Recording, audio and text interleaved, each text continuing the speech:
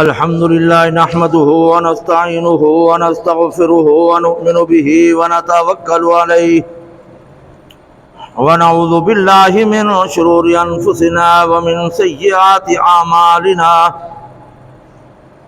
من يهده الله فلا مضل له ومن يضلل فلا هادي له ونشهد أن لا إله إلا الله وحده لا شريك له ونشهد أن سيدنا وسندنا وحبيبنا محمدا عبده ورسوله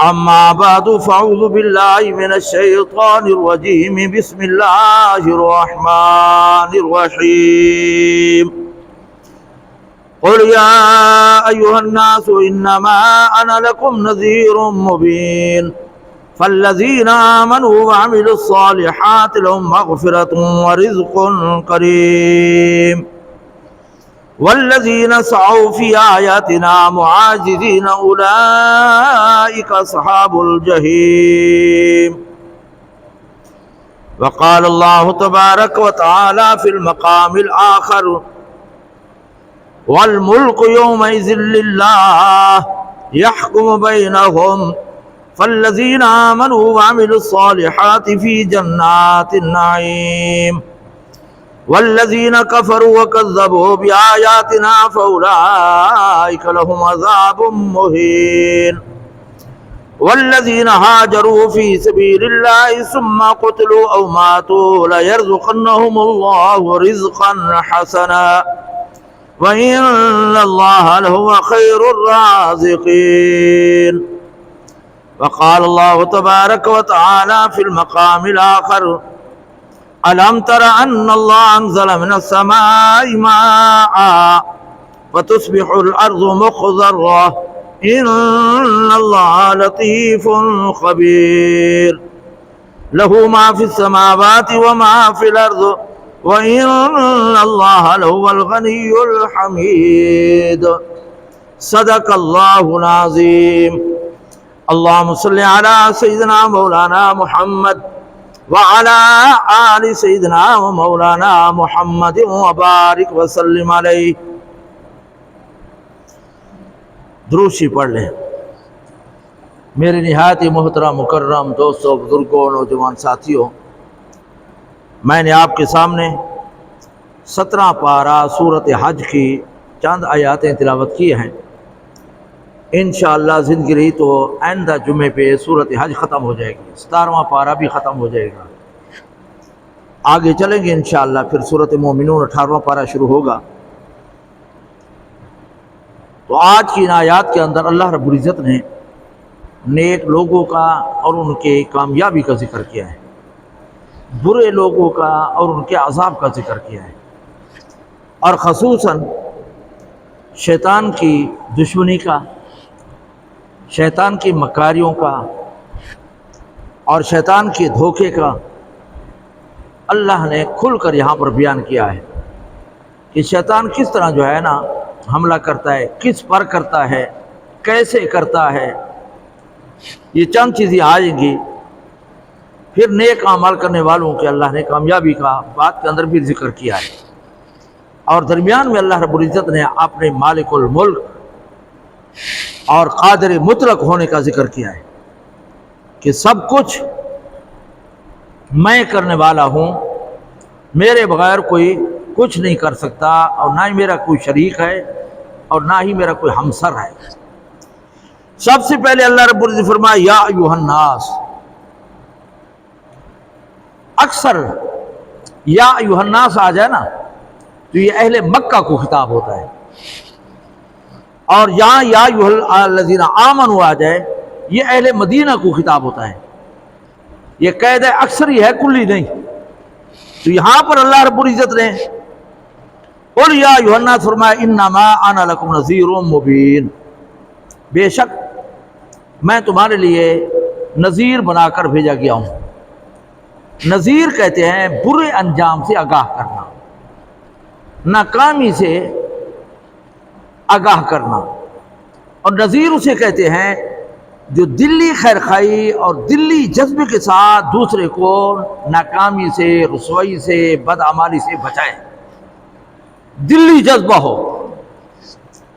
تو یہاں پر اللہ رب العزت نے فرمایا کہ یا ایھا الناس انما انا لکم نذیر مبین۔ آگے فرمایا فالذین آمنوا، بس وہ لوگ جو ایمان لائے، وعملوا الصالحات، اور نیک عمل کیے، لہم مغفرہ، ایمان اور اعمال کی وجہ سے پھر اگر کوئی کمی پیشی ہوگی تو اللہ تعالیٰ اپنے فضل سے معاف کر دے گا، ورزق کریم، اور ان کے لیے جو ہے کیا ہوگا، عمدہ رزق ہوگا۔ اب یہاں پر ایمان اور اعمال کامیابی کا ذریعہ ہے، دو چیزیں ہیں، والعصر ان الانسان لفی خسر، اللہ نے فرمایا مجھے نماز عصر کی یا زمانے کی قسم، ہر انسان خسارے میں ہے، الا الذین آمنوا وعملوا الصالحات، مگر وہ کامیاب اور ناکام نہیں ہے، رسوا نہیں ہے، جو ایمان لایا، نیک عمل کیے، نیکی کو کرتا رہا، برائی سے روکتا رہا۔ تو اللہ تعالیٰ نے کامیابی کا راستہ بھی بتا دیا، ناکام لوگوں کا راستہ بھی بتا دیا۔ تو یہاں پر فرمایا کہ تمہارے گناہ بھی معاف ہوں گے، اور کیا جنت کے اندر تمہیں عمدہ رزق دیا جائے گا۔ 9واں پارہ سورۃ انفال کے اندر اللہ رب العزت نے ان لوگوں کا ذکر کیا ہے جن کے ایمان کی گواہی خود رب کائنات نے دی ہے۔ ایک تو یہ ہے کہ ہم دعویٰ کرتے ہیں میں ایماندار ہوں، میں بڑا مومن ہوں، لیکن ایک ہے کہ رب کائنات کہہ دے کہ یہ ایماندار ہے۔ ہمارے دعوے کے اندر وہ جھوٹ، ناکامی اور کامیابی کا احتمال ہو سکتا ہے، لیکن اللہ کے اعلان کے اندر کوئی احتمال نہیں ہے، سچا ہی ہوگا اور پکا ہی ہوگا، اس کے اندر کوئی جھوٹ کا احتمال نہیں ہے۔ اللہ نے فرمایا مومن وہ ہیں جو مجھ سے ڈرتے ہیں، انما المؤمنون الذین اذا ذکر اللہ وجلت قلوبہم، وہ مجھ سے ڈرتے ہیں، جب بھی میرا نام آ جائے مجھ سے ڈرتے اور کسی سے نہیں ڈرتے۔ اور جو اللہ سے ڈرے پھر پوری کائنات کے ڈر سے اللہ تعالیٰ اسے مستثنا کر دیتے ہیں، بے پرواہ کر دیتے ہیں۔ اور آگے فرمایا وَإِذَا تُلِيَتْ عَلَيْهِمْ آيَاتُهُ زَادَتْهُمْ ایمانا، قرآن کی تلاوت کی جائے ان کے ایمان کے اندر تازگی پیدا ہوتی ہے۔ وَعَلَىٰ رَبِّهِمْ يَتَوَكَّلُونَ، وہ میرے اوپر بھروسہ اور یقین کرتے ہیں، سب کچھ کا مالک، حاجت روا، مشکل کشا، نفع نقصان، عزت ذلت، روزی تک، اولاد تک، فرمایا میرے اوپر یقین کرتے ہیں۔ چوتھے نمبر فرمایا الذین یقیمون الصلاۃ، نماز قائم کرتے ہیں۔ پانچویں نمبر پر فرمایا مما رزقناہم ينفقون، میرے دیے مال میں سے صدقہ خیرات کرتے ہیں۔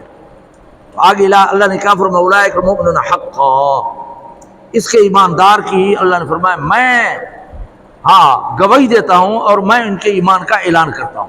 پھر آگے کیا فرمایا، یہ 5 کام کرنے کی برکت کی وجہ سے فرمایا لہم درجات، جنت بھی ملے گی، بلند و بالا درجات ہوں گے، اور ومغفرہ، ان 5 کام کرنے کی برکت کی وجہ سے اللہ تعالیٰ اس کے گناہ معاف کر دے گا جتنے بھی ہوں گے۔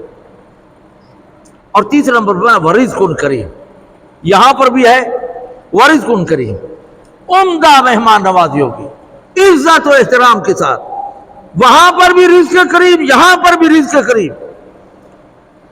اور دوسری بات یہ ہے کہ ایمان اور اعمال یہ 2 عنوان ہیں، لیکن اس کو کھولا جائے تو اس کے 5 شعبے بنتے ہیں۔ پھر زندگی تو انشاءاللہ ان کو کھولیں گے، ان کو جو ہے نا کھولیں گے کہ پہلے نمبر پر ایمانیات، ایمان عقائد و نظریات آتے ہیں، دوسرے نمبر پر عبادات، تیسرے نمبر پر اخلاقیات، چوتھے نمبر پر معیشت، اور 5ویں نمبر پر معاشرت، کہ انسان کا ایمان کیسا ہونا چاہیے، عبادات کیسی ہونی چاہیے، اخلاق کیسا ہونا چاہیے، ذریعہ معاش کیا ہونا چاہیے، رہنے کے اندر رہنے سہنے کا ڈھنگ کیا ہونا چاہیے۔ یہ پھر ایمان اور اعمال کے 5 شعبے ہیں۔ انشاءاللہ زندگی تو کبھی آئیں گے، ان سب کو اپنانا ضروری ہے۔ ایمانیات میں بھی انسان کامل ہو، عبادات کے اندر بھی کامل ہو، اخلاقیات بھی اچھے ہوں، اور معیشت انسان کا جو ہے نا کھانا کمانا بھی پاکیزہ ہو، معاشرت رہنے کے اندر بھی اچھا کردار ادا کرے، اور حسن اخلاق بھی ہو۔ یہ 4-5 چیزیں ہیں، یہ ہر شعبے کو اپنانا مسلمان کے لیے ضروری ہے، تب کامیابی ہوگی اور تب کامل مسلمان ہوگا، تب اللہ کے ایمان انعامات آئیں گے۔ تو یہاں پر اللہ نے فرمایا کہ جو ایمان لائے اور نیک عمل کیے ان کے لیے بخشش بھی ہوگی اور جنت کے اندر عمدہ رزق ہوگا۔ آگے فرمایا والذین سعوا فی آیاتنا معاجزین، اللہ نے فرمایا وہ لوگ جو میرے نشانی ہیں، پیغمبر اللہ کی نشانی ہے، پیغمبر کے معجزات اللہ کی نشانی ہے، قرآن اللہ کی نشانی ہے، دین و اسلام اللہ کی نشانی ہے۔ فرمایا جو ان کے ساتھ ٹکراتا ہے، مخالفت کرتا ہے، مٹانے کی کوشش کرتا ہے، مقابلہ اس کے ساتھ کرتا ہے، تو اللہ نے فرمایا اولئک اصحاب الجحیم، یہ جہنم والے ہیں، یہ دوزخ والے ہیں۔ پیغمبر کی مخالفت کرنا، پیغمبر کے معجزے کا انکار کرنا، پیغمبر کی سنت کا انکار کرنا، یہ اپنے آپ کو جہنم کے اندر جگہ بنانے کے مترادف ہے۔ کامیاب دونوں کا ذکر کر دے، کامیاب کا ناکام کا بھی۔ آگے فرمایا وما ارسلنا من قبلک من رسول ولا نبی الا اذا تمنى القى الشیطان فی امنیته، اللہ نے فرمایا اے پیغمبر آپ سے پہلے نہ کوئی میں نے رسول بھیجا ہے نہ کوئی نبی بھیجا ہے، مگر جب بھی بھیجا ہے تو اس کے ساتھ شیطان آیا ہے، شیطان نے مخالفت کی ہے۔ حدیث کے اندر بھی آتا ہے کہ ہر انسان کے ساتھ شیطان ہوتا ہے جو برائی کی طرف رہنمائی کرتا ہے، برائی کی طرف جو ہے نا دعوت دیتا ہے۔ صحابہ نے عرض کیا یا رسول اللہ آپ کے ساتھ بھی ہے شیطان؟ حضور نے فرمایا ہاں میرے ساتھ بھی ہے، لیکن اللہ نے اسے میرے تابع کر دیا، مسلمان ہو گیا ہے۔ لیکن ہر انسان کے ساتھ شیطان ہوتا ہے اور ہر نبی کا مقابلہ کرتا ہے، ہر رسول کا مقابلہ کرتا ہے۔ فلہذا اللہ رب العزت نے فرمایا کہ شیطان کے جو ہے نا مکر و فریب سے بچو، مکر و فریب سے بچو، دجل سے بچو، دھوکے سے بچو، دشمنی سے بچو۔ کھلم کھلا تمہارا دشمن ہے، اور ایسا خطرناک دشمن ہے جو نظر بھی نہیں آتا۔ انسان کے 2 دشمن ہیں، نفس امارہ جو ہر وقت برائی پر جو ہے نا انسان کو لگائے رکھتا ہے، یہ نفس امارہ ہے، ہر وقت برائی کی دعوت دیتا ہے، برائی پہ لگائے رکھتا ہے، اور دوسرا شیطان۔ ان دونوں کا مقابلہ ہو گیا، ان دونوں پر انسان قابو پا لیا تو انسان کامیاب ہو جائے گا۔ ایک بزرگ نے کسی دوسرے کو کہا، ایک آدمی نے پوچھا بزرگ سے کہ آپ مجھے جنت کا شارٹ کٹ راستہ بتائیں، تو انہوں نے فرمایا کہ ایک پاؤں اپنے نفس پر رکھو، اس کی خواہشات کو دباؤ، نفس کو مارو، دوسرا پاؤں تمہارا جنت کے اندر ہوگا۔ مختصر راستہ ہے جنت کا، نفس کو دباؤ۔ آج کتنی خواہشات ہیں ہماری نفس کی، اب اس کو نہیں دباتے ہم، اور شریعت پر نعوذ باللہ نظر انداز کر دیتے ہیں، لیکن نہ نفسانی خواہشات کو نہیں چھوڑتے۔ اللہ رب العزت نے فرمایا کہ شیطان جو ہے نا بڑا بے ایمان ہے، کھلم کھلا دشمن ہے۔ فلہذا انسان شیطان کا مقابلہ کرنا چاہیے، رسوا کرنا چاہیے، اس کو ذلیل کرنا چاہیے، نہ کہ جو ہے نا اس کی بات ماننی چاہیے اور اس کے پروگرام کو اپنانا چاہیے۔ حدیث کے اندر آتا ہے کہ شیطان جو ہے نا 4 جگہ رویا، چلایا، آہوزاری کی، بڑی رسوائی ہوئی شیطان کو 4 جگہ۔ پہلے نمبر پر جب اس کو ملعون قرار دیا گیا، اللہ نے اپنی رحمت سے دور کر دیا، برگاہ سے دور کر دیا، لعنتی ہو گیا، مردود ہو گیا، اس وقت شیطان بڑا رویا۔ دوسرے نمبر پر جب جنت سے نکال دیا گیا، شیطان بڑا رویا، چلایا۔ تیسرے نمبر پر سورۃ فاتحہ کے نازل ہوتے وقت، یہ اتنی بابرکت سورت ہے کہ 70,000 فرشتے جو ہے نا اس کو لے کر زمین پر آئے، اور ایسے فرشتے آئے سورۃ فاتحہ کو لے کر جو اس سے پہلے بھی نہیں آئے تھے زمین پر، اس کے بعد کے اندر بھی نہیں آئیں گے۔ یہ اتنی محترم جو ہے نا صورت ہے، اور سارا قرآن لوح محفوظ سے آسمان دنیا تک جبرائیل کے ذریعے سے آیا۔ 4 جو ہے نا آیات اور صورتیں ایسی ہیں، مقامات قرآن کے اندر 4 ایسے ہیں جو عرش معلیٰ سے اللہ نے عطا کیے۔ ان 4 میں سورت فاتحہ ہے، آیت کرسی ہے، سورت بقرہ کی آخری 2 آیات ہیں، اور سورت کوثر ہے۔ یہ 4 آیات اللہ تعالیٰ نے یہ خصوصی خزانے سے عرش معلیٰ سے انسان کو عطا کیے۔ تو شیطان اس وقت بھی بڑا رویا اور چلایا، آہوزاری کی جب سورت فاتحہ نازل ہوئی، اور 4تھے نمبر پر شیطان جو ہے نا اس وقت چیخا چلایا، رویا جب محمد رسول اللہ صلی اللہ علیہ وسلم جان دنیا پہ پیدا ہوئے۔ 4 جگہ شیطان بڑا رویا، جب لعنتی قرار دیا گیا، ملعون ہو گیا، رحمت الہی سے محروم ہو گیا۔ دوسرے نمبر پر جب جنت سے نکالا گیا۔ تیسرے نمبر پر جب سورت فاتحہ نازل ہوئی، اس کی فضیلت اور برکت کی وجہ سے لوگ کامیاب ہو جائیں گے، رویا۔ اور 4تھے نمبر پر جب حضور اکرم صلی اللہ علیہ وسلم پیدا ہوئے تو اس وقت بھی یہ رویا۔ تو ہر انسان کو چاہیے کہ انسان شیطان کو ذلیل کرنے کی کوشش کرے، نہ کہ اس کی بات کو مانے۔ آج مثال کے طور پر جھوٹ جو ہے نا یہ شیطانی کردار ہے، منافق کی علامت ہے، اور اللہ نے یہاں پر یہی فرمایا کہ وَمَا أَرْسَلْنَا مِن قَبْلِكَ مِن رَّسُولٍ وَلَا نَبِيٍّ إِلَّا إِذَا تَمَنَّىٰ أَلْقَى الشَّيْطَانُ فِي أُمْنِيَّتِهِ۔ اور آگے اللہ نے فرمایا یہ شیطان کس کو شکار کرتا ہے، کس کو فتنے کے اندر مبتلا کرتا ہے؟ فرمایا لِلَّذِينَ فِي قُلُوبِهِم مَّرَضٌ، جن کے دل کے اندر مرض ہوتا ہے، منافق مراد ہے۔ شیطان کس کو شکار کرتا ہے، کس پر حملہ کرتا ہے؟ جس کے دل کے اندر مرض ہے۔ دوسرے نمبر پر اس کو شکار کرتا ہے جس کے دل سخت ہوتے ہیں۔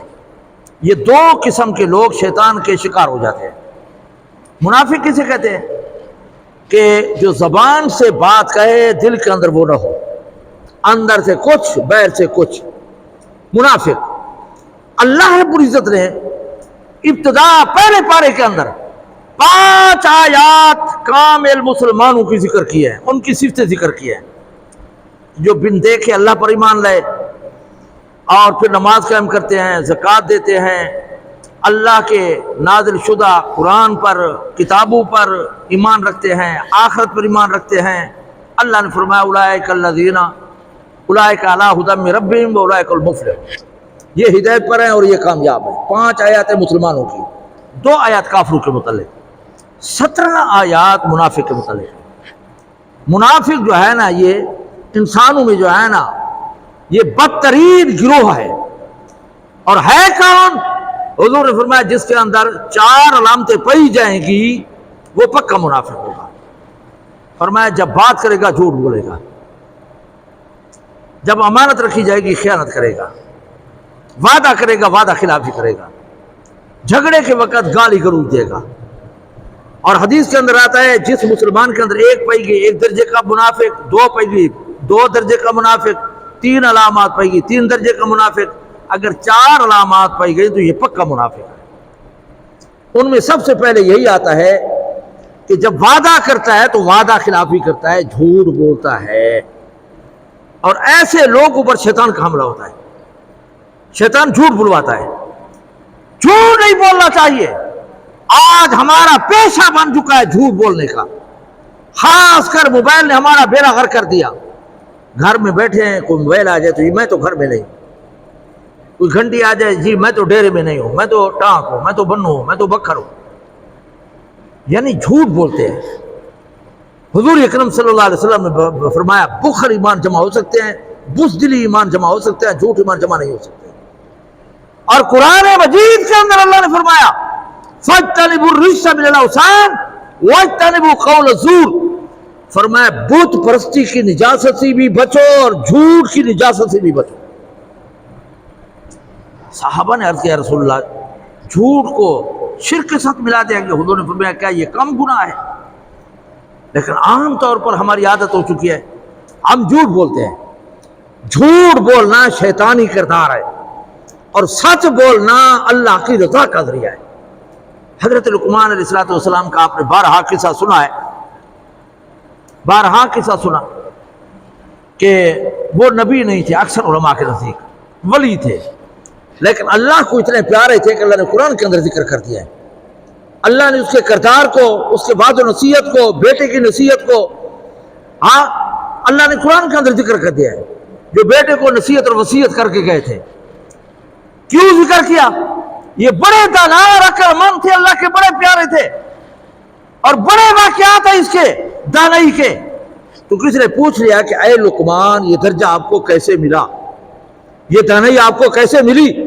تو حضرت لقمان علیہ السلام فرماتے ہیں 3 وجہ سے۔ پہلے نمبر پر جب میں سچ بولتا ہوں، دوسرے نمبر پر امانت داری کا ثبوت دیتا ہوں، تیسرے نمبر پر لا یعنی باتوں سے بچتا ہوں۔ ان 3 چیزوں کی وجہ سے اللہ نے مجھے دانائی، عقل مندی اور دنیا آخرت کی کامیابی عطا کر دی ہے، جن میں سچ پہلے نمبر پر ہے۔ یہ حضرت لقمان کے متعلق لکھا ہے۔ تو یہاں پر اللہ نے فرمایا یہ شیطان جو ہے نا ہر نبی کے ساتھ، اس کی امت کے ساتھ، اس کے مشن کے ساتھ ٹکراتا ہے، آ جاتا ہے۔ کوئی نبی ایسا نہیں گزرا کہ شیطان نے اس کا مقابلہ نہ کیا ہو۔ اور فرمایا جب شیطان حملہ کرتا ہے تو اس کا شکار کون ہوتے ہیں؟ 2 قسم کے لوگ۔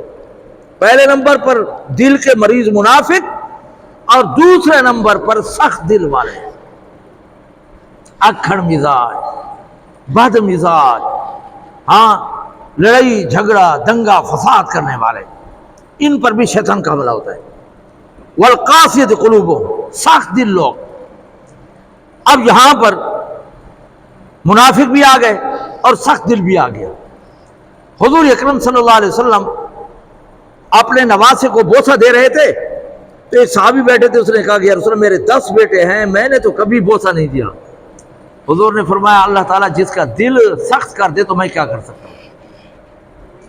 حدیث کے اندر آتا ہے من یحرم الرفق یحرم الخیر کلہ، جو نرم دلی سے محروم کر دیا گیا اللہ کی ساری رحمت سے محروم ہو گیا ہے۔ تو انسان کی کامیابی کب ہوگی؟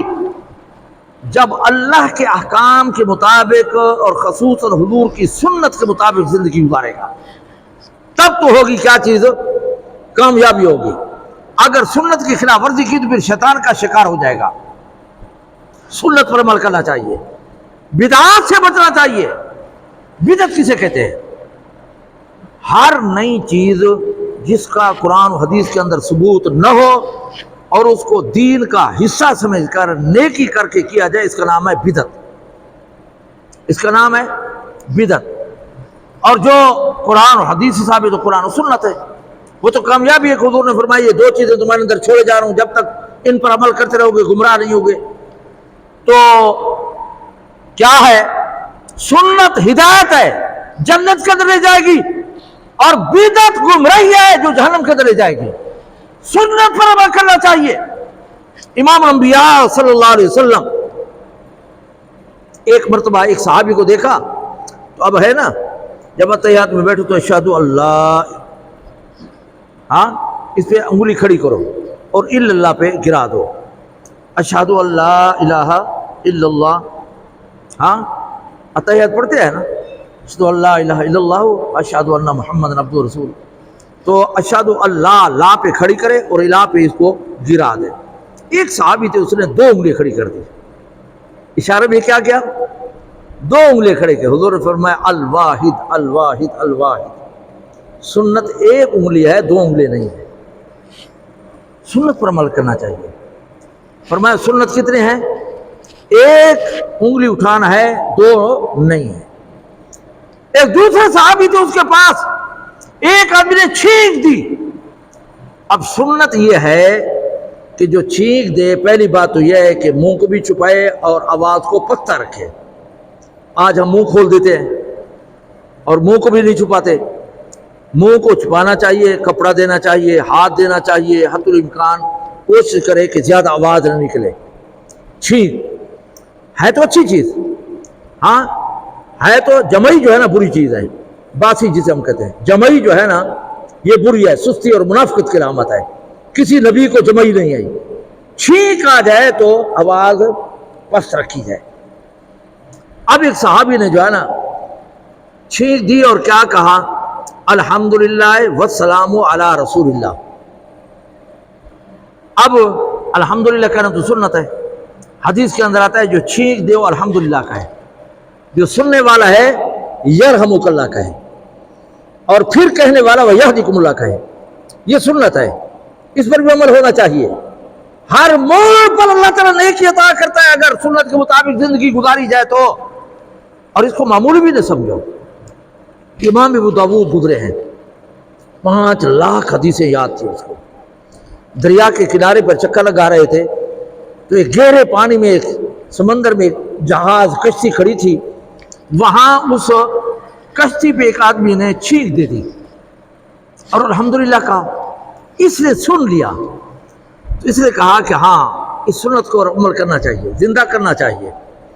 اس نے 4 درہم دیے، ایک چھوٹی کشتی لی، اس بڑی کشتی کے پاس گئے، جہاز کے پاس گئے اور جا کر اس کو کہا یرحمک اللہ۔ واپس آ گئے، جب گھر کے اندر سوئے اللہ کی زیارت ہو گئی۔ رب کائنات نے فرمایا کہ اے ابو داؤد، تو نے میرے پیغمبر کی سنت کو زندہ کرنے کے لیے 4 درہم خرچ کیا ہے، میں نے تجھے جنت عطا کر دی ہے۔ سنت کو معمولی نہ سمجھو یار، اللہ سنت کے ذریعے سے راضی ہوتا ہے، ملتا ہے۔ ہمارے دین کی بنیاد سنت ہے، آج ہم چھوڑ دیتے ہیں۔ سنت ہے نا جی، یہ گمراہی کی دلیل ہے، یہ گمراہی کی دلیل ہے، لہذا اس سے بچنا چاہیے۔ مولانا یاسر رحمۃ اللہ علیہ بیمار تھے، وضو نہیں کر سکتے تھے، اور ایک جو ہے نا شاگرد وضو کرا رہا تھا۔ اب سنت طریقہ یہ ہے کہ جب ہاتھ دھوئیں تو اس طرح جو ہے نا پانی لیں، پانی اس طرح، اس شاگرد نے یہاں ڈال دیا۔ حضرت مولانا یاسر رحمۃ اللہ علیہ بانی تبلیغی جماعت بڑے غصے سے دیکھا تو اس شاگرد نے کہا کہ حضرت سنت تو تھی، آپ بیمار ہیں، سنت تو تھی۔ تو مولانا یاسر رحمۃ اللہ نے فرمایا کہ گمراہی کی ابتدا سنت کو چھوڑنے سے شروع ہوتی ہے، گمراہی کی ابتدا سنت کو چھوڑنے سے شروع ہوتی ہے۔ فلہذا کسی سنت کو معمولی نہ سمجھا جائے۔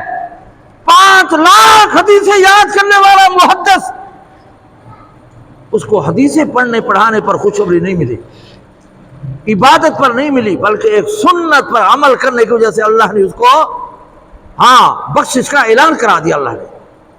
لہذا ہر سنت پر عمل کرنا چاہیے۔ تو میں عرض یہ کر رہا تھا کہ ایک حضرت عبداللہ بن عباس رضی اللہ تعالیٰ عنہ یا حضرت عبداللہ بن عمر ہے، ان 2 میں سے ہیں، ان کے سامنے اس نے چھینک دی اور اس نے کہا الحمدللہ والسلام علی رسول اللہ۔ حضرت عبداللہ بن عباس کہتے ہیں کہ ہاں میں بھی قائل ہوں۔ سمجھ آ گئی نا، حضرت عبداللہ کیا کہتے ہیں؟ میں بھی قائل ہوں۔ ہاں، حضرت عبداللہ بن عمر ہے یا عبداللہ بن عباس، ان 2 میں سے ایک ہیں۔ فرمایا میں بھی والسلام علی رسول اللہ پڑھتا ہوں، لیکن حضور نے یہاں چھینک دینے کے بعد ہمیں الحمدللہ کہنے کی تعلیم دیا، والسلام علی رسول اللہ کی نہیں دی۔ سنت پر عمل کرتے تھے، دین کو آگے پیچھے نہیں بڑھاتے تھے، پیوند کاری نہیں کرتے تھے۔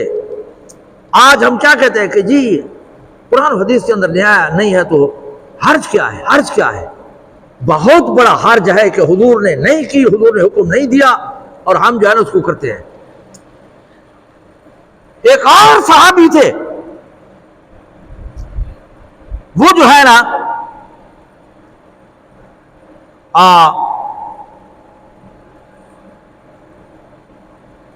حضرت عبداللہ ابن عمر رضی اللہ تعالیٰ عنہ، وہ ایک مسجد میں اذان ہو گئی اور بیٹھے تھے، جماعت کھڑی ہونے والی تھی۔ اب اذان کے بعد ایک آدمی نے کہہ دیا الصلاۃ جامعۃ۔ جب یہ بات سنی نا صحابی رسول نے فرمایا مجھے اس مسجد سے نکال کر لے جاؤ، یہاں اس مسجد میں مجھے بدعت کی بو آتی ہے۔ فرمایا حضور کے دور میں صرف اذان آتی تھی، الصلاۃ جامعۃ کا بات کا اعلان نہیں ہوتا تھا، یہاں پر انہوں نے یہ کیوں کہا؟ یہ ہے اتباع سنت، یہ ہے اتباع سنت۔ اب کوئی کیا ہے، کئی بار تو ہم کہہ دیتے ہیں جو بیٹھے ہوتے ہیں چاہیے سنت پر عمل کرنا، اللہ کی رضا حاصل ہوتی ہے۔ اور جھوٹ فریب بدعات یہ گمراہی کا ذریعہ ہے، یہ شیطانی راستہ، اس سے بچنا چاہیے۔ اللہ نے یہاں پر یہی فرمایا کہ اے پیغمبر آپ کو نہیں بھیجا یا کسی نبی کو نہیں بھیجا، جب بھی بھیجا ہے تو شیطان مقابلے کے لیے آیا ہے، اس نے مقابلہ کیا، اور شیطان کس پر کامیاب ہو گیا؟ منافقوں پر، جن کے دل کے اندر مرض تھا، اور سخت دل لوگوں پر شیطان جو ہے نا غالب آ گیا۔ فرمایا اس سے بچو، یہ تمہارا جو ہے نا کیا ہے، کھلا جو ہے نا دشمن ہے، یہ تمہیں فتنے کے اندر مبتلا دے گا۔ اور فرمایا وَإِنَّ الظَّالِمِينَ، جو شیطان کا بات ماننے والے ہیں، شرک کرنے والے ہیں، بدعات کرنے والے ہیں، رسومات کرنے والے ہیں، لفی شقاق بعید، یہ بڑی دور کی بدبختی میں جا پڑے، ناکامی میں جا پڑے، رسوا ہو گئے، ذلیل ہو گئے۔ ہاں، اور آگے فرمایا وَلِيَعْلَمَ الَّذِينَ أُوتُوا الْعِلْمَ أَنَّهُ الْحَقُّ، قرآن و حدیث سے جو بات بھی آ جائے، اہل علم لوگ، ایمان والے، نیک لوگ، وہ کہتے ہیں برحق اور سچ، وہ شک میں نہیں پڑتے، وہ وسوسے، شیطان کے وسوسے کے اندر نہیں آتے۔ شیطان جو ہے نا انسان کو گمراہ کرنے کی کوشش کرتا ہے، اور یہودیوں کا بھی یہی فارمولہ ہے، علیکم بالتشکیک، تم مسلمانوں میں شک ڈال دو، بس شک آیا نہیں اور ایمان گیا نہیں۔ آج یہی ہے کہ دین کے اندر شکوک و شبہات پیدا کیے جا رہے ہیں، اور فروعی اختلافات کے اندر جس کا تعلق نہ ایمان سے ہے نہ اعمال سے ہے، اس کے اندر جو ہے نا مبتلا ہے۔ اصول دین کو ہم نے چھوڑ دیا۔ آج اگر میڈیا دیکھیں، نیٹ دیکھیں کہ جی یزید پر لعنت جائز ہے یا ناجائز ہے، یہی باس مباحث ہے۔ صحابہ پر تبصرہ جس کا تعلق نہ ایمان سے نہ اعمال سے ہے، اور جب بھی نیٹ کھولیں جی میلاد عبادت ہے یا بدعت ہے، اور یہ دین کا حصہ ہے، شاہ عبد القادر سے جو ہے نا ثابت ہے، فلانے سے ثابت ہے۔ اور یار جو 640 سال بعد ایک عبادت شروع کی گئی ہو، وہ دین کا حصہ کیسے بن سکتی ہے؟ اور بدعت کے متعلق میں کہہ چکا ہوں، بدعت کسے کہتے ہیں کہ جس کا قرآن حدیث کے اندر ثبوت نہ ہو اور اس کو عبادت سمجھ کر ثواب کی نیت سے کیا جائے، دین کا حصہ سمجھا جائے، یہ بدعت ہے۔ آج ہم فروعات کے اندر پڑھ چکے ہیں۔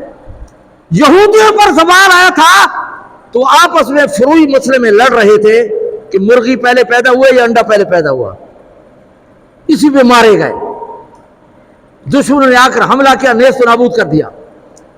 عیسائی مناظرہ کر رہے تھے کہ اصحاب کہف کے کتے کا رنگ کیسے تھا۔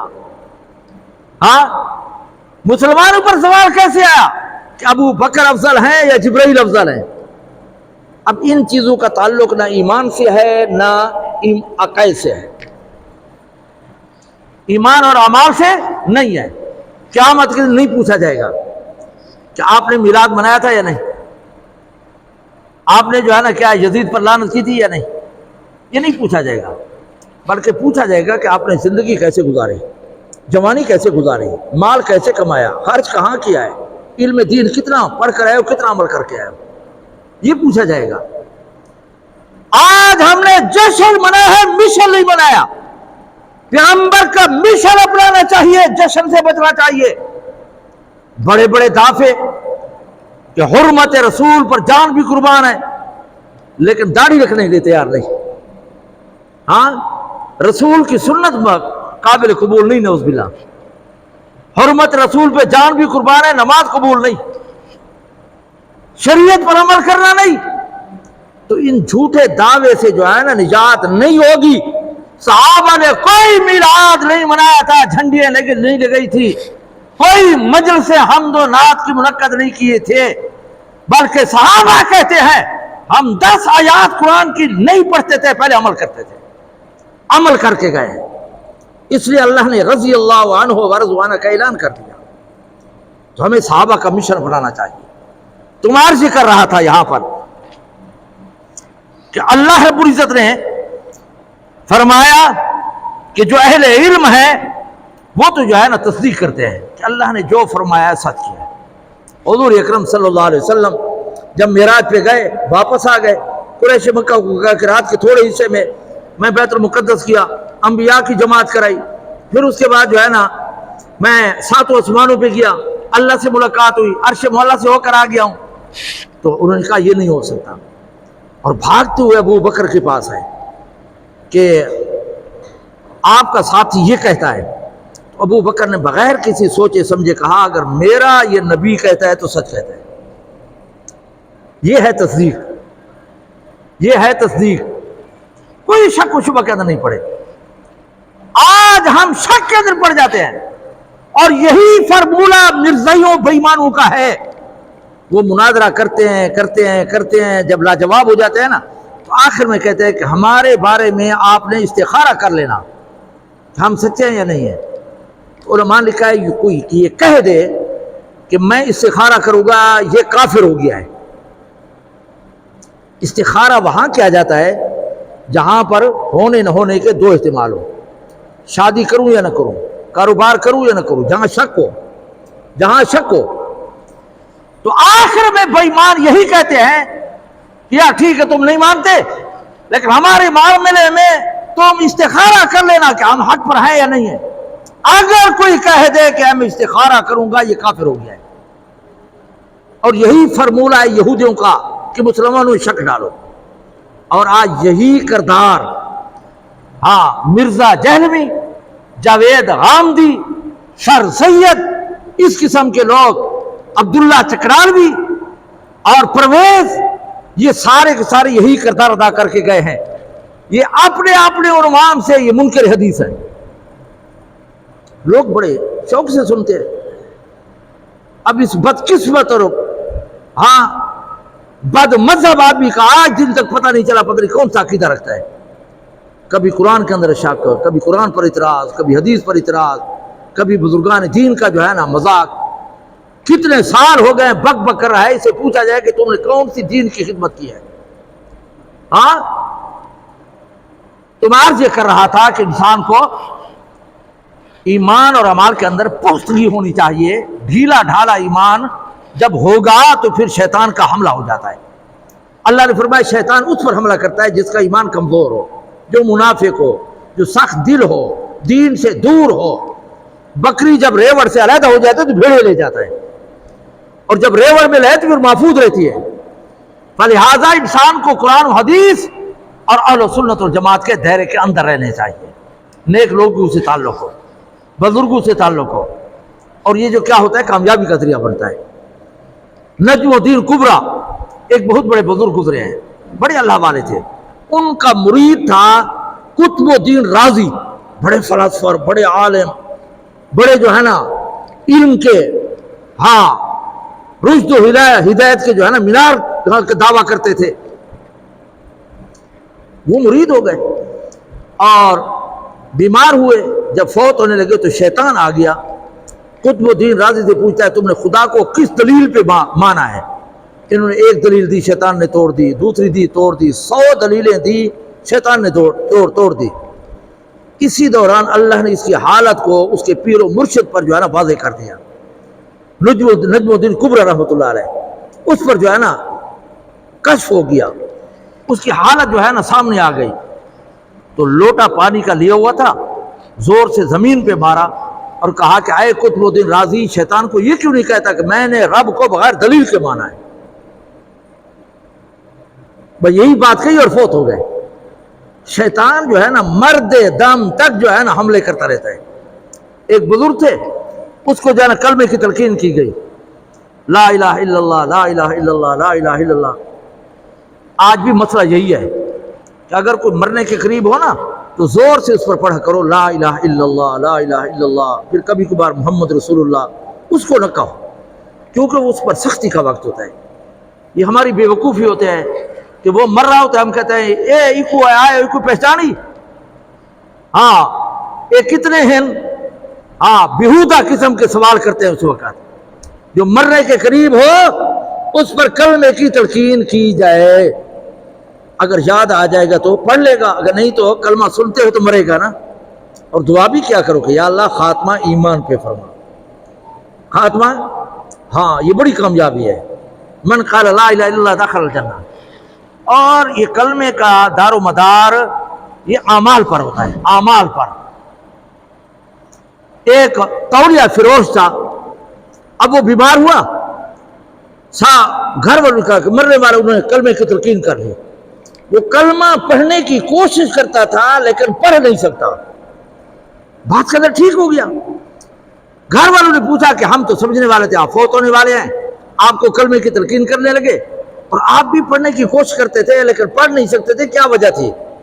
اس نے کہا اصل میں بات یہ ہے کہ میں پڑھنے کی کوشش کرتا تھا لیکن ایک مرتبہ میں دکان پہ بیٹھا تھا، خوبصورت عورت آ گئی تو میں نے جی بھر کے اس کو دیکھا شہوت کی نگاہ سے. تو انہوں نے کہا کہ اب جب میں کلمہ پڑھتا تھا وہ عورت میرے سامنے آ جاتی تھی، مجھے کلمہ نہیں پڑھنے دیتی تھی. بدعمالی کی وجہ سے کلمہ پھر نصیب نہیں ہوتا، والدین کی نافرمانی کی وجہ سے کلمہ نصیب نہیں ہوتا، حرام خوری کی وجہ سے کلمہ نصیب نہیں ہوتا، نیک اعمال کرنے کی وجہ سے کلمہ نصیب ہوتا ہے. ایک عورت کا واقعہ لکھا ہے، اس کو کلمے کی تلقین کرتے تھے. وہ بیمار تھی، انہوں نے سوچا کہ مرنے والی ہے اور وہ عورت پڑھتی تھی ولا تخافی ولا تحزنی. یہ کلمہ پڑھے اور وہ ولا تخافی ولا تحزنی، اس کا معنی ہوتا ہے تو ڈر نہیں، خوف نہ کر. اب صحیح ہو گئی تو انہوں نے کہا کہ ہم تو آپ کو کلمے کی تلقین کرتے تھے، آپ پڑھتے تھے ولا تخافی ولا تحزنی. اس نے کہا کہ ہاں میں نے فرشتوں کو دیکھا میرے پاس آئے تو میں ڈر گئی، میں گھبرا گئی. تو وہ فرشتے آئے، انہوں نے کہا کہ ابھی اس کا وقت پورا نہیں ہوا، کچھ دن باقی ہیں زندگی کے. میں گھبرائی ہوئی تھی، تم کلمہ پڑھ رہے تھے، مجھے تمہاری طرف تو خلاف نہیں تھا، لیکن فرشتے جب جانے لگے انہوں نے کہا کہ کچھ ابھی مدت اس کی زندگی کی باقی ہے، کچھ ایام باقی ہے. تو جب جانے لگے تو فرشتوں نے کہا ولا تخافی ولا تحزنی. تو کہا انہی فرشتوں والے الفاظ ہاں میری زبان پہ جاری ہو گئے. پھر فرشتوں نے کہا کہ تم ڈر نہیں، خوف نہ کرو، تم کامیاب ہو، مرو بھی تو کامیاب ہو جاؤ گی. اور فرشتوں نے کہا کہ ایک مرتبہ دکان سے تو سودا لائی تھی اور منجمد گھی تھا، اس کے اندر آنا ٹکا، پہلے جو ہے نا سکے ہوتے تھے. فرمایا ایک آنا جو ہے نا وہاں پیسے دکاندار کے گھی کے اندر پڑ گئے تھے، وہ گھی کے اندر آ گئے. آپ نے جب گھی کو گرم کیا تو وہ آنا نکل آیا، تو آپ نے جا کر دے دیا دکاندار کو کہ یہ آپ کے پیسے یہاں آ گئے تھے. فرمایا اس وجہ سے اللہ نے تیری بخش کر دی ہے، نہ تو خوف کر نہ تو ڈر. نیک اعمال کی وجہ سے کامیابی اور برے کام کی وجہ سے پھر کلمہ بھی نصیب نہیں ہوتا. تو ایک بزرگ بیٹھا تھا دوسرے بزرگ پر، تو اس کو کلمے کی تلقین کر رہا تھا. تو وہ بزرگ جو مرنے والا تھا وہ کہتا تھا لا لا لا، یہ کہتا لا الہ الا اللہ، وہ کہتا لا لا لا. بات کے اندر پوچھا اس کو جب افاقہ ہوا تو اس نے کہا کہ ہم لا الہ کی تلقین کرتے تھے اور تو لا لا لا لا کہتا تھا. اس نے کہا جب میں مرنے کے قریب تھا مجھے بھی شک ہو گیا کہ میں مرنے والا ہوں، تو شیطان آ گیا. تو شیطان نے مجھے کہا کہ میرے حملے سے تو بچ گیا ہے، میرے دو سے بچ گیا ہے، میرے ہاتھ سے تو نکل رہا ہے. تو میں نے شیطان کو کہا کہ نہیں نہیں نہیں، اب بھی تو حملہ میرے پر کر سکتا ہے، اب بھی تو میرے اوپر حملہ کر سکتا ہے. اس لیے میں کہتا تھا لا لا نہیں نہیں، میں تیرے حملے سے نہیں نکلا، میں تیرے مکر و فریب سے آزاد نہیں ہوا. جب کلمہ نصیب ہو جائے گا فوت ہو جائے پھر کامیابی ہوگی.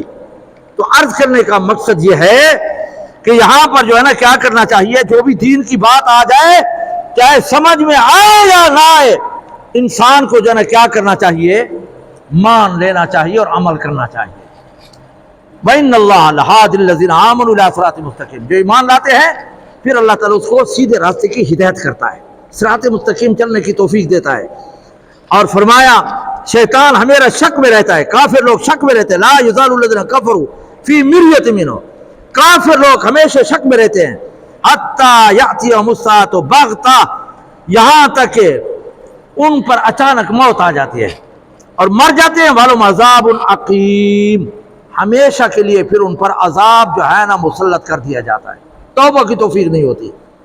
پہلے تو انسان گناہ کرے نہیں، اگر کرے تو پھر جو ہے نا کیا کرنا چاہیے، فوراً توبہ کرنی چاہیے. موت کا کوئی پتہ نہیں ہے تو گناہ معاف ہو جائیں گے. آگے اللہ رب العزت نے فرمایا والذین ہاجروا فی سبیل اللہ، جن لوگوں نے ہجرت کی. ہجرت جو ہے نا بہت بڑا اجر و ثواب ہے۔ حضور کے زمانے میں ایمان بچانے کے لیے، دین بچانے کے لیے، اپنے مذہب اسلام کو بچانے کے لیے وطن چھوڑ دیا، مکہ چھوڑا اور سب کو چھوڑ دیا، لیکن ایمان کو اور دین کو نہیں چھوڑا۔ اور پھر اللہ نے انعام بھی دیا۔ حضرت عبد الرحمن بن عوف مہاجر تھے اور مکے میں گئے تو مدینے میں گئے تو کچھ نہیں تھا، ہاں، اور اپنے ساتھی کو کہا، حضور نے مواخات بھائی چارہ جو ہے نا قائم کر دیا تھا، جس کے ساتھ اس کو بھائی بنایا گیا اس نے کہا میری 2 بیوی ہیں، آپ ایک بیوی کہیں تو میں آپ کو دے دیتا ہوں، طلاق دے کر آپ نکاح کر لیں، یہ باغات ہیں آپ کے۔ تو اس نے کہا نہیں یہ سب آپ کا ہو، مجھے بازار کا راستہ دکھائیں۔ بازار میں گئے اور تجارت شروع کی، تو پھر نامور تاجروں میں حضرت عبد الرحمن بن عوف تاجر بن گئے۔ اللہ نے دیا یا نہیں دیا؟ حضرت فاروق اعظم نے مکہ مکرمہ کے اندر 22 بالشت 20 گٹھی 22 گٹھی دا گھر چھوڑے، کمرہ چھوڑے، کوٹھا چھوڑے، ہاں گھر چھوڑا 22 بالشت کا، اور ہجرت کر گئے۔ جب مدینے میں گئے تو اللہ نے بادشاہیت عطا کر دی، 22 لاکھ مربع میل کے بادشاہ بن گئے۔ اللہ دیتا ہے نہیں دیتا؟ اٹھ باندھ کمر کیوں ڈرتا ہے، پھر دیکھ خدا کیا کرتا ہے۔ تو بعض نیکی ایسی ہیں جن کی وجہ سے اللہ تعالیٰ صاحب کا گناہ معاف فرما دیتے ہیں۔ کافر تھے، کلمہ پڑھ لیا، سارے گناہ معاف ہو گئے، اور ہجرت کی، سارے گناہ معاف ہو گئے، توبہ کی، سارے گناہ معاف ہو گئے۔ تو یہ جو ہے نا کیا ہے، ہجرت کرنے کا اللہ نے حکم دیا۔ والذین ہاجروا، وہ لوگ جو ہجرت کر کے گئے، اور صحابہ نے جو ہے نا عبادات کا حق ادا کر دیا، پھر اللہ نے دنیا کے اندر بھی کامیابی عطا کی، آخرت کے اندر بھی کامیابی کی۔ صحابہ نے بڑی قربانی دی ہے۔ حضرت انس ابن نضر، یہ حضرت انس بن مالک کے چچا تھے، انس ابن نضر، یہ اونٹ کے میدان میں شہید ہو گئے۔ 80 سے زیادہ زخم لگے ہوئے تھے، پہچانے نہیں جاتے تھے۔ ان کی بہن نے انگلیوں کے پوروں سے پہچانا، ایسی قربانی دی ہے۔ دین پر مٹ گئے کہ 80 سے زیادہ زخم تھے، پہچانے نہیں جاتے تھے، کہ اس کی بہن آئی اور اس نے انگلیوں کے پوروں سے پہچانا کہ ہمارا بھائی ہے۔ اللہ نے پھر کامیابی عطا کی تھی، رضی اللہ کا اعلان کر دیا۔ اور جنہوں نے جو ہے نا دین پر قربانیاں دی، اللہ نے دنیا آخرت کے اندر ان کو پھر رسوا ناکام نہیں کیا، کامیاب ہو گئے۔ حضرت ابو طلحہ تبلیغ کے لیے ایک مرتبہ بحری جہاد پہ جا رہے تھے، بحری جہاد پہ تبلیغ کے لیے جا رہے تھے، جہاد کے لیے جا رہے تھے، راستے میں فوت ہو گئے۔ اب جہاز تھا، کوئی جزیرہ، کوئی زمین کا کنارہ نہیں ملا، 7 دن یہ فوت ہو گئے، لیکن وجود بالکل صحیح سالم رہا، کوئی تبدیلی نہیں۔ من کان للہ کان اللہ لہو، جو اللہ کا ہو جاتا ہے پھر اللہ اس کا ہو جاتا ہے۔ ابو طلحہ دریا کے اندر، سمندر کے اندر 7 دن فوت رہے، اور وہ کوئی جزیرہ، کوئی زمین تلاش کرتے رہے کہ کوئی ملے اس کو دفن کریں۔ 7 دن گزر گئے لیکن کوئی تبدیلی نہیں آئی۔ ہاں، یہ تھا صحابہ کا کردار۔ یہ کس کی وجہ سے تھا؟ حضور کی سنت پر عمل کرنے کی وجہ سے، شریعت پر عمل کرنے کی وجہ سے۔ تو اللہ نے فرمایا والذین ہاجروا ثم قتلوا، پھر شہید ہو گئے، وماتوا، اور فوت ہو گئے، لَيَرْزُقَنَّهُمُ اللَّهُ رِزْقًا حَسَنًا، بڑا عمدہ ادب احترام کے ساتھ جنت کے اندر ان کو رزق دیا جائے گا۔ وَإِنَّ اللَّهَ لَهُوَ خَيْرُ الرَّازِقِينَ، اللہ تعالیٰ بڑا بہترین رزق دینے والا ہے۔ اور آگے فرمایا لَيُدْخِلَنَّهُمْ مُدْخَلًا يَرْضَوْنَهُ، ان ہجرت کرنے والوں کو، اللہ کے راستے میں شہید ہونے والوں کو ایسی جگہ ملے گی جو ان کو خود پسند ہوگی۔ ایک ہوتا ہے نا، کوئی چیز مل جاتی ہے انسان کو پسند نہیں ہوتی، لیکن اللہ نے فرمایا میں ایسی جگہ عطا کروں گا جنت کے اندر جو ان کو پسند ہوگی، پسندیدہ جگہ دی جائے گی، وہاں پر جو ہے نا کیا ہوگا۔ اور آگے اللہ رب العزت نے فرمایا ذالک بان اللہ یولج اللیل فی النہار ویولج النہار فی اللیل، اللہ نے فرمایا میں رب نظام چلا رہا ہوں، کبھی دن بڑے ہو جاتا ہے، کبھی رات، کبھی دن غالب ہوتا ہے رات پر، کبھی رات غالب ہوتی ہے دن پر، جیسے آج کل ہے، اب رات بڑھ رہی ہے، دن کم ہو رہے ہیں، یہ اللہ کا ایک نظام ہے۔ اور اللہ نے فرمایا یہ میں نے انسان کی ذالک بان اللہ الحق وانما یدعون من دون الباطل، میرے بغیر سب کچھ ناکامی ہے اور میرے احکامات ماننے میں کامیابی ہے۔ اور آگے فرمایا الم تر ان اللہ انزل من السماء ماء، میں وہ رب ہوں جو آسمان سے پانی اتارتا ہوں. یہ اللہ کا بڑا انعام ہے یار. ہاں سورۃ ملک کے اندر آتا ہے ہاں اگر یہ پانی نیچے چلا جائے خشک ہو جائے تو کون ہوگا لانے والا تمہارے لیے؟ کیا ہوگا؟ ان تصویٰ ماؤکم غورا، اگر پانی نیچے چلا جائے تو پھر کون ہوگا تمہارے لیے جو ہے نا یہ جو ہے نا پانی لانے والا؟ یہ اللہ نے سورۃ ملک کے اندر فرمایا ہے.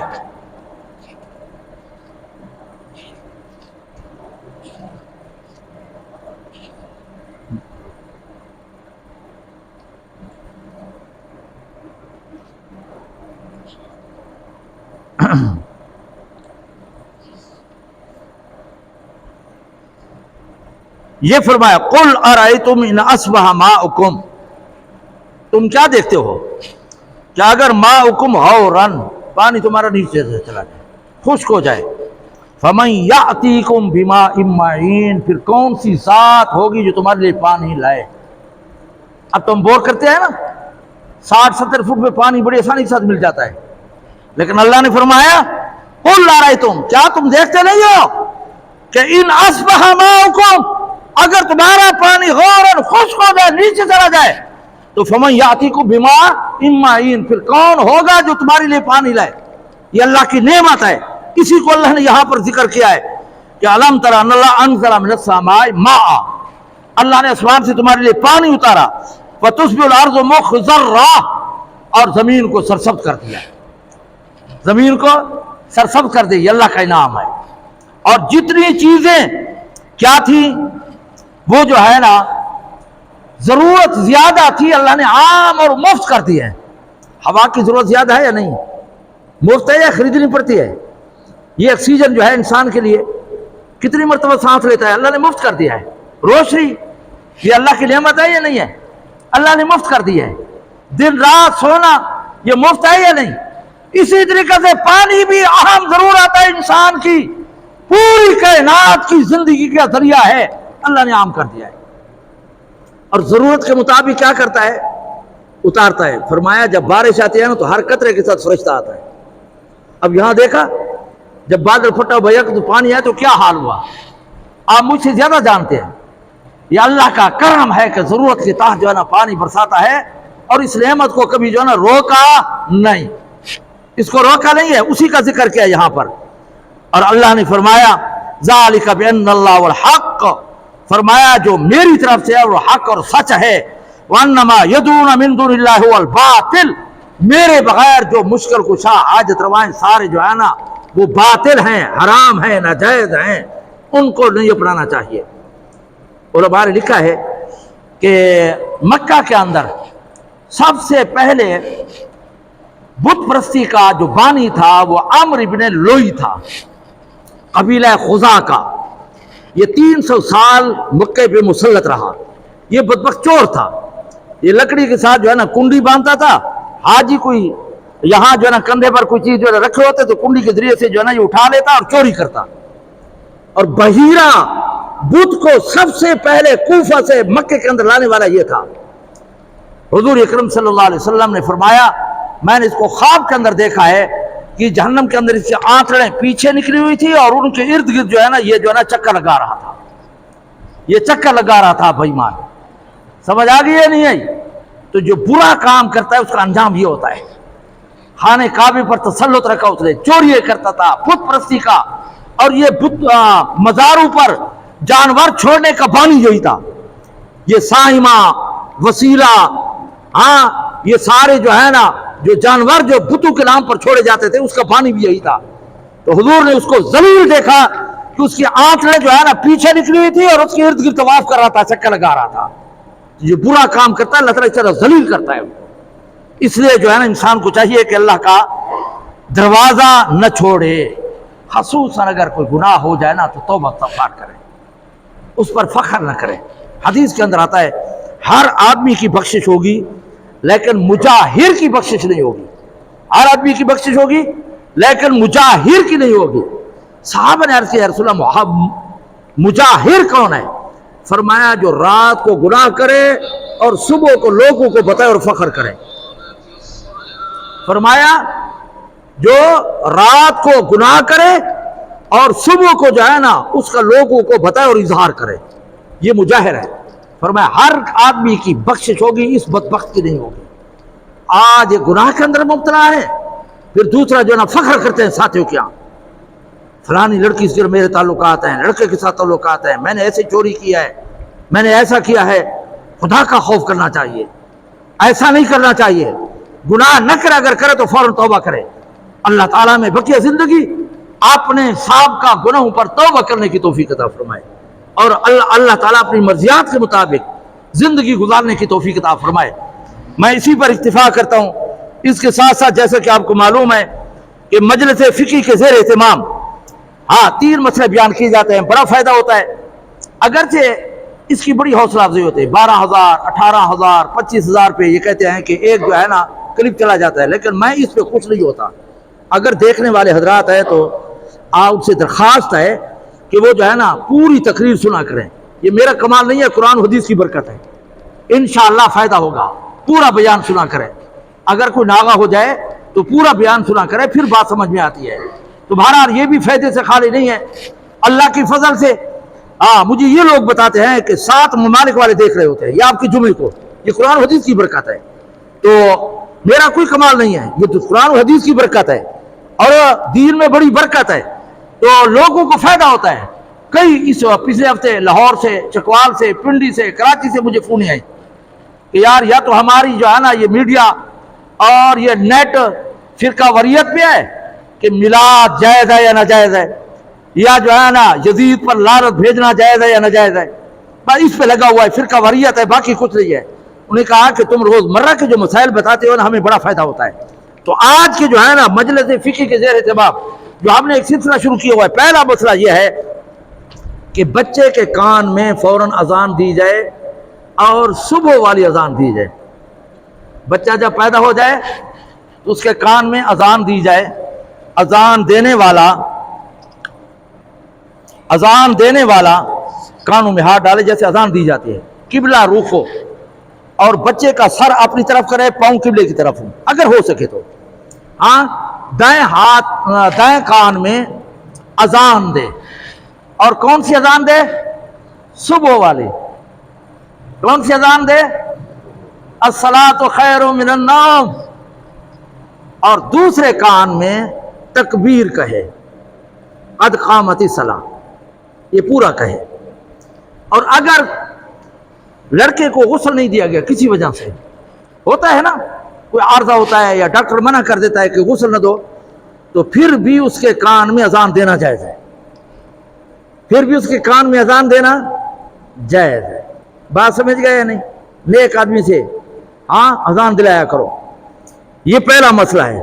اگر غسل نہ دیا گیا ہو پھر بھی بچے کو پھر بھی اذان دینا جائز ہے، اور جلدی دینی چاہیے۔ اور دائیں کان میں کون سی اذان دینی چاہیے؟ صبح والے، اور دوسرے کان میں اقامت کرنی چاہیے، ایک مسئلہ۔ دوسرا یہ ہے کہ ایام ماہواری کے اندر بیوی سے بچنا چاہیے۔ حدیث کے اندر آتا ہے جو اس کو جائز سمجھتا ہے یہ دائرہ اسلام سے خارج ہو جاتا ہے۔ یسألونک عن المحیض قل هو اذى فاعتزلوا النساء۔ صحابہ نے پوچھا ایام حیض کے اندر کیا حکم ہے، تو حضور نے فرمایا گندگی ہے، ان دنوں میں بیوی سے علیحدہ رہا کرو۔ ایام ماہواری کے اندر بیوی کے قریب نہیں جانا چاہیے۔ علماء نے لکھا ہے اگر ایام ماہواری میں چلا گیا اور کوئی بچہ پیدا ہوا تو وہ خنثی ہوگا، نرشجہ ہوگا، ہیجڑا ہوگا، وہ نہ مرد ہوگا نہ عورت ہوگا۔ سمجھ آ گئی ہے نا؟ اللہ تعالیٰ سزا دیتا ہے، اور اس جماع کے اندر، قرب کے اندر شیطان بھی داخل ہو جاتا ہے۔ اور تیسرا مسئلہ عام طور پر، یہ اب بھی کوئی مسئلہ پیش ہے آپ کے ہاں تقوی مسجد میں، قاری صاحب پوچھ رہے تھے، مجھے تو بڑی حیرانگی ہوتی ہے یار، مسلمان ہے، عورت بھی فوت ہو گئی ہے، اب یہ زیورات اتار دے، اور کون جو ہے نا اس کو سامنے آ سکتا ہے، کون نہیں آ سکتا۔ مسئلہ یاد رکھو، جس کا خاوند فوت ہو جائے 4 مہینے 10 دن عدت گزارے، لیکن اس عدت کے ساتھ پردے کا کوئی تعلق نہیں۔ ہمارے یہاں کیا ہے کہ کوئی بیوہ ہو گئی، خاوند مر گیا، دیواری نے متھے نہ لگے، فلانا ان ہتھے نہ لگے، یار غلط ہے سب کچھ. جن سے ان کا پردہ پہلے ضروری تھا اب بھی ضروری ہے. عزت کے ساتھ پردے کا تعلق نہیں ہے، اصا کو ہاؤ بنانے ہے. ہاں انہیں متھے نہ لگائے. بل کل پوچھ رہے تھے کہ کون سی عورت اس کو مل سکتی ہے کون سی نہیں مل سکتی. یار کچھ بھی نہیں ہے. ہاں یہ ہے کہ ان دنوں میں عورت کوئی ایسا لباس استعمال نہ کرے جس سے خوشی کا اظہار ہوتا ہو. میک اپ نہ کرے، سرما نہ لگائے، تیل نہ لگائے. باقی صاف ستھرے کپڑے تو پہنے گی، نہائے گی صحیح. اور اگر کوئی بیمار ہو جائے ہسپتال کے بغیر کوئی چارہ نہیں تو اس بیوہ عزت گزارنے والی عورت کو ہسپتال تک بھی لے جا سکتے ہو، لیکن رات نہ گزارو گا.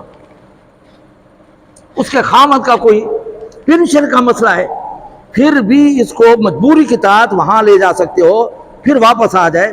رات یہاں گزارے گی جہاں پر اس کا خامد فوت ہوا ہے. اور اس کے ساتھ عدت کے ساتھ پردے کا تعلق نہیں کہ پہلے پردہ جائز تھا اب بیوہ ہو گیا اب ناجائز ہو گیا، اس کی کوئی حقیقت نہیں ہے. پردے کا معاملہ علیحدہ ہے. جن جن مردوں سے پہلے پردہ کرنا ضروری تھا اب بھی ضروری ہے. یہ نہیں ہے کہ پہلے پردہ جائز تھا اب ناجائز ہو گیا ہے. کافی ہمارے بے وقوف اپنی جو ہے نا بھائی کی بیوی کے پاس نہیں جاتے. ہاں دیور متھے نہیں لگ سکتا، پہلے جائز ہی پہلے بھی ناجائز ہی. پہلے بھی دیور جو ہے نا بھابھی کے ساتھ جو ہے نا نہیں رہ سکتا تھا، نہیں بات کر سکتا تھا.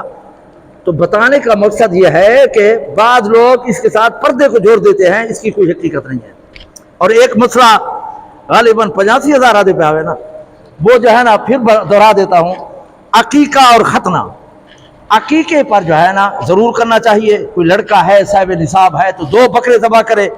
اور عقیقے پر دعوت کرنا سنت ہے. دوستوں کو بلائے، رشتہ داروں کو بلائے، امیر غریب ہوں، کھائیں پیئیں، سنت رسول ہے عقیقے پر. لیکن ختنے پر دعوت کرنا مکروہ تحریمی ہے، ناجائز ہے. طہور دے موقع تے ہم بڑے جو ہے نا اپنی پوری رشتہ داری کو بلا کر ان کے سامنے ختنہ اور پھر دعوت. تو یاد رکھو عقیقے پر دعوت کرنا سنت ہے اور ختنے پر دعوت کرنا جو ہے نا کیا ہے، مکروہ تحریمی اور ناجائز ہے. اس سے بچنا چاہیے. اللہ تعالی ہمیں مسائل سیکھنے اس پر عمل کرنے کی توفیق عطا فرمائے. وآخر دعوانا الحمدللہ.